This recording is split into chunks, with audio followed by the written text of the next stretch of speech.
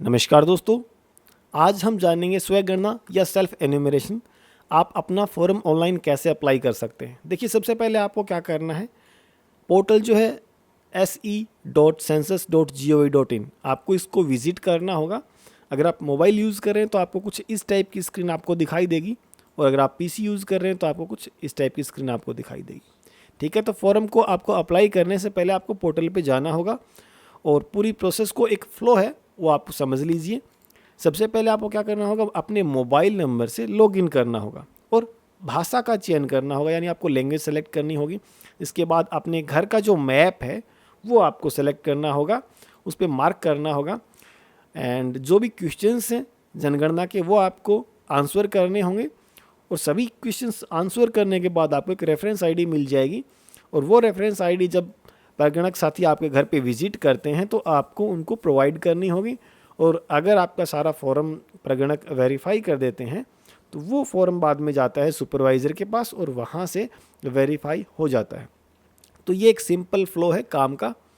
तो आप सबसे पहले क्या करेंगे, पोर्टल पे आएंगे, इस टाइप की आपको स्क्रीन दिखाई देगी, और यहाँ आपको सबसे पहले स्टेट सेलेक्ट करना है, फिर आपको कैप्चा फिलअप करना है। अगर आपने स्टेट सेलेक्ट नहीं किया, डायरेक्ट आप वेरीफाई एंड प्रोसीड पे क्लिक करेंगे तो ऐसा एरर आपको मिलेगा। ठीक है, प्लीज़ सेलेक्ट स्टेट, आपको अपना स्टेट सेलेक्ट करना है। इसके बाद अगर आपने कैप्चा गलत लिखा तो आपको इस टाइप का एरर देखने को मिलेगा, इनवैलिड कैप्चा।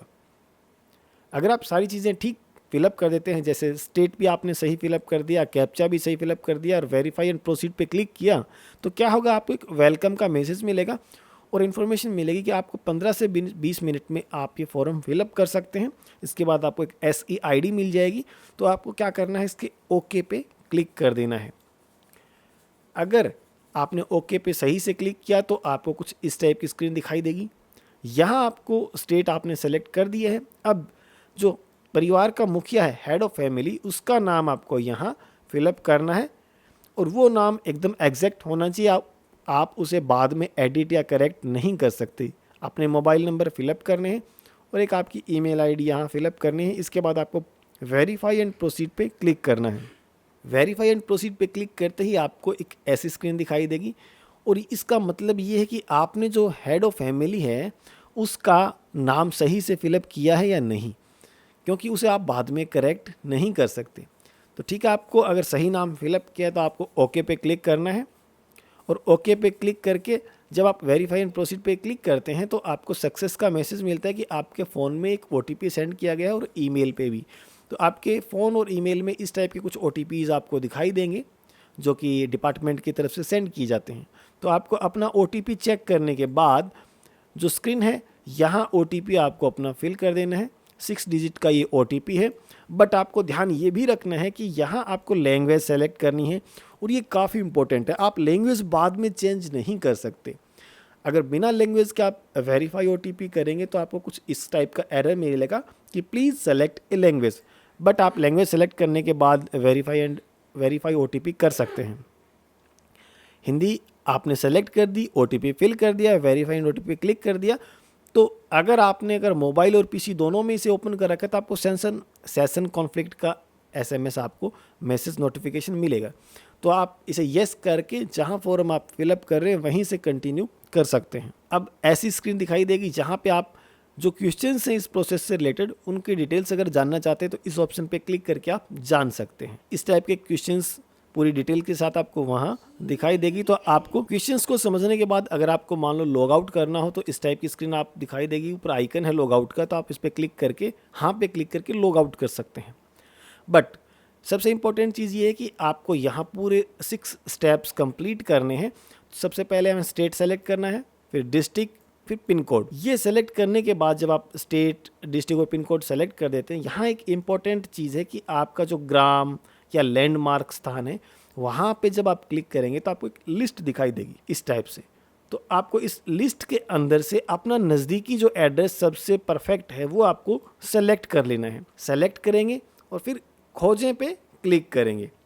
जैसे ही आप खोजें पे क्लिक करेंगे तो आपको ओके करने के बाद एक ऐसा मैसेज दिखाई देगा कि लोकेशन मिल गया। इसका मतलब ये कि आपने लिस्ट में से जो एड्रेस सेलेक्ट किया है वो मिल गया। अब क्या करना है, हमें एक मार्कर को सही जगह पॉइंट करना है, यानी अपना जो घर है उस लोकेशन को दिखाना है। कैसे दिखाना है, यहाँ देख सकते हैं, यहाँ एक रेड कलर का आपको बिंदु दिखाई देगा मार्कर टाइप, और आपको इसे ड्रैग एंड ड्रॉप करके आपका घर पूरे आबादी में जहाँ भी है वहाँ आपको उसको ड्रैग करना है। अब देखिए ये यहाँ ऑटोमेटिक ये मार्कर दिखाई दे रहा है, बट घर जो है वो ये वाला है, तो क्या करेंगे, इसको उठा के यहाँ से यहाँ हम इसको ड्रैग कर देंगे, और ड्रैग करने के बाद आपको ओके पे क्लिक करना है। ओके क्या है, ओके यहाँ पे सहेजें और आगे बढ़ें वाला जो बटन है 11 नंबर, आप इस पे क्लिक करके आगे बढ़ सकते हैं। जैसे ही आप आगे बढ़े पे क्लिक करेंगे तो आपको स्थान की पुष्टि के बारे में एक मैसेज मिलता है। आप ये सारी डिटेल्स चेक कर लें कि आपके घर से संबंधित ये सूचना पूरी ठीक है। इसमें आपका डिस्ट्रिक्ट, स्टेट और घर के लेट लॉन्ग, ये सारी इन्फॉर्मेशन आपको दिखाई देगी। तो आपको हाँ पे क्लिक करके आगे बढ़ना है। ये सारे वो क्वेश्चंस हैं जो आपको आंसर करने हैं, 34 क्वेश्चंस। ओके, अभी देखिए इसमें कुछ चीज़ें सिंपल है, जैसे मोबाइल नंबर, कोई दिक्कत नहीं है, बट कुछ क्वेश्चंस को आपको समझने के लिए आई बटन पे जब आप क्लिक करेंगे तो पूरी डिटेल्स आपको दिखाई देगी कि इस क्वेश्चन का मतलब क्या है। बट मैंने इसके लिए एक अलग वीडियो भी डाल रखा है एक चैनल पे, तो वहाँ आप जाके चेकआउट कर सकते हैं कि इन क्वेश्चंस का क्या मतलब है, जिसका लिंक मैं डिस्क्रिप्शन में डाल दूंगा। अब देखिए इस टाइप से आपको जैसे मकान जनगणना का विवरण, जनगणना मकान का विवरण आपको दिखाई दे रहा है, तो आपको इस क्वेश्चन को समझना है और उसका आंसर करना है। अब जब आप आई बटन पे क्लिक करेंगे तो उस क्वेश्चन की थोड़ी डिटेल यहाँ दिखाई देगी और उसे समझ के आप उसका आंसर कर सकते हैं। प्रत्येक पेज के नीचे आपको 3 ऑप्शन मिलेंगे। पीछे अगर बैक जाना हो तो पुनः स्थापित करें, अगर आपने कुछ सेलेक्ट कर दिया उसको ठीक करना हो तो पुनः स्थापित करें, और सहेजें और आगे बढ़ें, मतलब ये है कि आपने जो आंसर सेलेक्ट कर दिया वो ठीक है, अब आगे कंटिन्यू करेंगे। बट जैसे ही आप सहेजें और आगे बढ़ें पे क्लिक करेंगे तो आपसे पुष्टि के बारे में पूछा जाएगा कि क्या आपने जो आंसर सेलेक्ट किया है वो एकदम ठीक है, तो आपको हाँ पे क्लिक करके आगे बढ़ना है। यहाँ आपको जो क्वेश्चंस पूछे जाते हैं उनमें एक परिवार से संबंधित, परिवार के मुखिया के संबंध में एक चीज़ है जो काफ़ी इंपॉर्टेंट है। यहाँ आपने मुखिया का नाम पहले ही फिलअप कर दिया है इंग्लिश में, ठीक है, बट हिंदी में या जो लैंग्वेज आपने सेलेक्ट की है उसमें आपको टाइप करना होगा। उसके लिए यहाँ एक आइकन बना हुआ है कीबोर्ड का, जैसे आप इस पर क्लिक करेंगे कीबोर्ड ओपन हो जाएगा।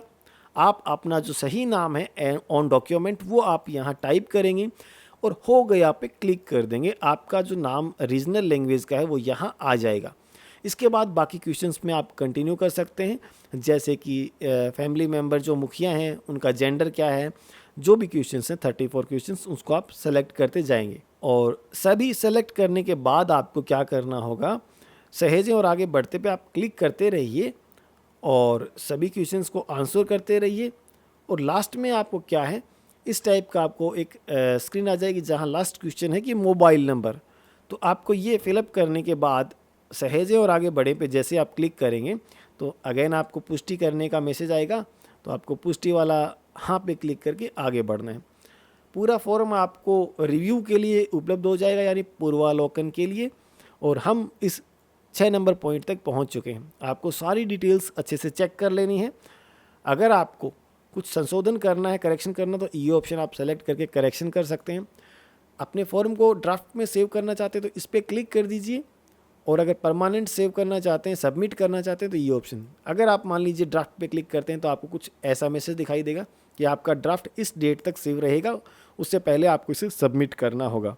ये डेट प्रत्येक स्टेट में अलग अलग है। जैसे अगर राजस्थान की बात करें तो 1 अप्रैल से 15 अप्रैल के बीच में आपको ऐसी डेट मिलेगी। तो आपको ड्राफ्ट को हाँ पे क्लिक करके सेव कर लेना है, और अगर फाइनली आपको सबमिट करना हो तो आपको कुछ ऐसा मैसेज दिखाई देगा कि अंतिम रूप से सबमिट करें। आप क्या करेंगे, हाँ पे क्लिक करेंगे और आपका फॉर्म फाइनली सबमिट हो जाएगा।